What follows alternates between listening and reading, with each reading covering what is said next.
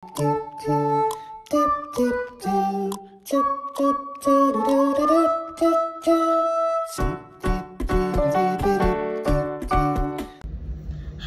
perkenalkan nama saya Rahmana Bruginting. Saya dari kelas 2A22 NPM 2305030105. Di sini kita akan membahas tentang evaluasi kurikulum. Yang pertama itu persiapan sesi, lebih kurang 1 menit. Langkah pertama dalam mind mapping ini adalah persiapan sesi. Apa maksudnya? Persiapan berarti kita menentukan arah dari sesi ini. Kita perlu menentukan tujuan utama dari kegiatan yang akan kita lakukan.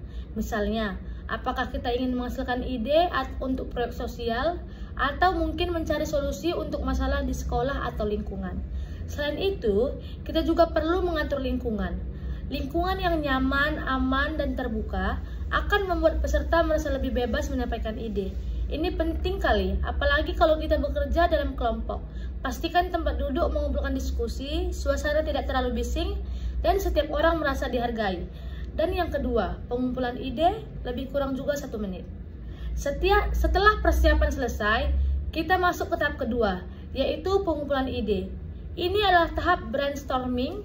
Di sini, kita mengumpulkan sebanyak mungkin ide tanpa perlu menghakimi atau menilai dulu. Tujuannya adalah membebaskan kreativitas, bahkan ide yang terdengar gila atau aneh pun tetap kita catat. Karena dalam kreativitas, terkadang ide paling brilian muncul dari hal yang tidak terduga. Catat semua ide dalam bentuk tulisan, gambar, simbol, atau bahkan coretan di papan.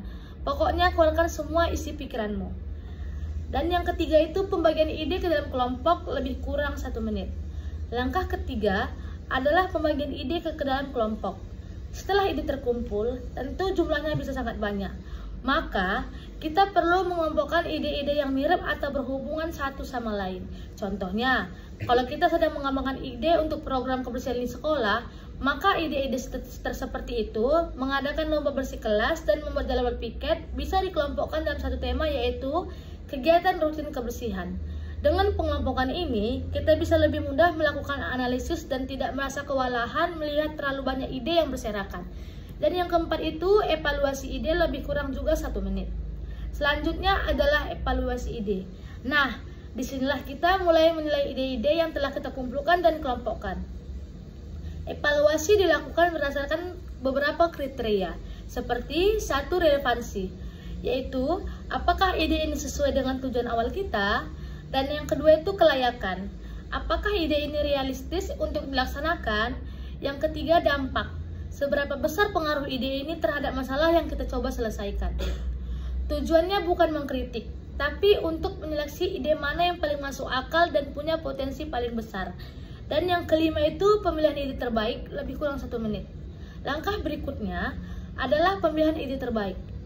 Dari sekian banyak ide yang sudah kita evaluasi, kita pilih 1 atau 2 ide yang paling potensial untuk dikembangkan lebih lanjut. Pemilihan ini bisa dilakukan melalui diskusi kelompok, voting, atau pertimbangan berdasarkan data dan fakta. Yang terpenting, ide tersebut benar-benar bisa menjawab tujuan awal kita dan ada kemungkinan besar untuk diimplementasikan. Dan yang keenam itu tidak lanjut, lebih kurang juga 1 menit. Langkah terakhir adalah tindak lanjut. Disinilah kita menyusun rencana konkret apa langkah pertama yang harus diambil, siapa yang bertanggung jawab, kapan mulai dilaksanakan.